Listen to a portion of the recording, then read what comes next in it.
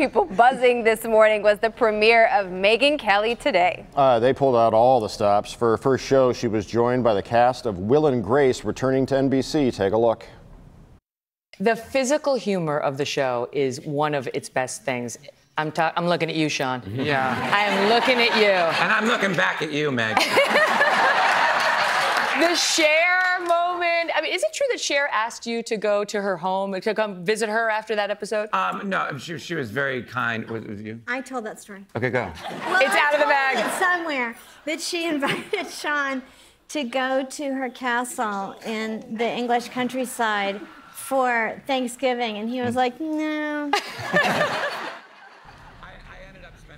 Prior to today's premiere, Megyn Kelly sat down with Local 4's Kimberly Gill to talk about success, failures, and things she wishes she could do over. There is a great deal that goes into launching a new show, not to mention one that seems to be on everybody's radar. These are our wonderful friends from Detroit.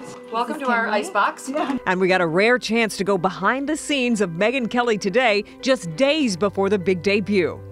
We should have gotten, like, some drinks or something. Speaking of that martini. If she's feeling the pressure, she sure wasn't showing it as we sat down on her brand new set for a very candid conversation. Certainly. Anything that you're scared or nervous about? Yes. Yes. In general, I don't really love public speaking. Mm-hmm. And I'm one of those people who gets nervous at the beginning and my heart is like that. And then, you know, you're a couple minutes into it and you calm down and you're fine. But people think just because you can look into the camera and broadcast to millions of people, you can do public speaking very easily. Not the same. It is not the same. So I'm slightly worried I might have a heart attack and keel over. So please watch. And if I make it through the first couple of minutes, you'll know she's good. She's good. That's great. Because they're going to be here. I can see the people. You're going to be fine. You're going to be fine. My hope is that this show can be a unifying force. What do you say to the people who might question your authenticity after, seeing you on Fox News? You're this aggressive, great cross-examinator kind of interviewer, and then you come here and you're completely different. It seems in your promos that you're doing, you're very soft and you're hugging people, which was the opposite of Fox News. Do you worry about that? I think assumes facts, not in evidence. I think that criticism you're raising in your question is based on a caricature of what I actually did on Fox News. Mm-hmm. If you actually watched me for 13 years there, you would see my show was full of personality and full of humor and full of warm moments.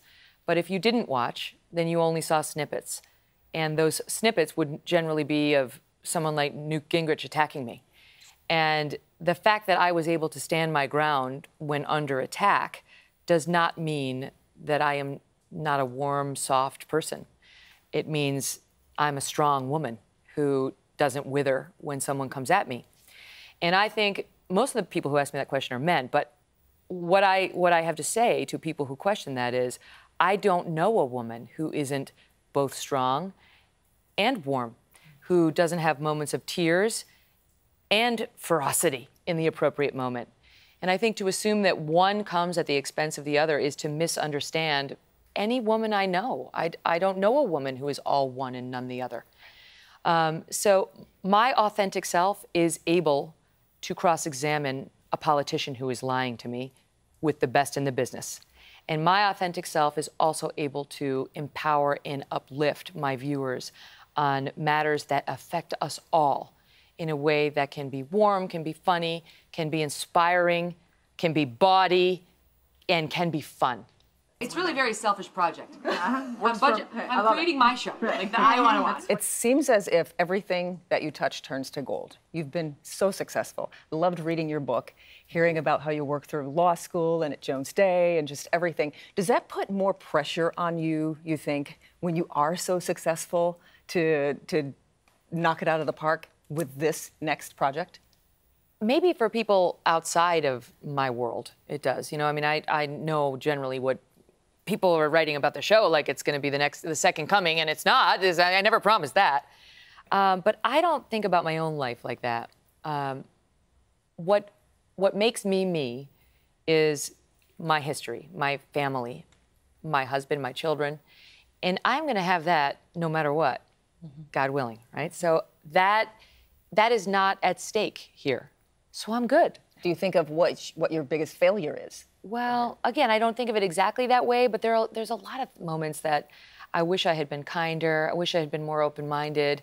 I wish I hadn't said such stupid shit. You can just bleep that. But you can't live a perfect life. You know, all you can hope is that over time, people get to know the real you. Mm-hmm.